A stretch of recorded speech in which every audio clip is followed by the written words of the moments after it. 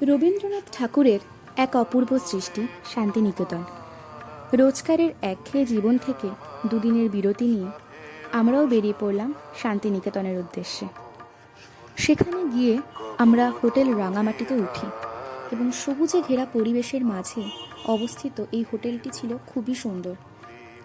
এরপর হোটেলে check in করে ফ্রেশ হয়ে দেন দুপুরের লাঞ্চ কমপ্লিট করার পর আমরা বেরিয়ে পড়ি শান্তিনিকেতন ঘুরে দেখার জন্য। এরপর বিকেলের দিকে আমরা চলে যাই সোনাঝুরির হাটে। কি নেই সেখানে! জামা, জুতো, ব্যাগ, সুন্দর সুন্দর শাড়ি, মেয়েদের সাজার জিনিস, জাস্ট এভরিথিং। তাও কি আমাদের শহরের থেকে অনেক অনেক কম দামে। সোনাঝুরি থেকে বেশ অনেক কিছু কেনাকাটা করার পর চলে যাই আমার কুটিরে। সোনাঝুরির হাট থেকে প্রায় 30 মিনিটের দূরত্বে অবস্থিত এই আমার কুটির দোকানটিতে রয়েছে মেয়েদের বিভিন্ন সুন্দর সুন্দর কুর্তি, শাড়ি এবং ছেলেদের পাঞ্জাবি, এবং তার সাথে রয়েছে ঘর সাজানোর বিভিন্ন সুন্দর সুন্দর শোপিস, যা দেখলেই মনে হচ্ছে কিনে নিই।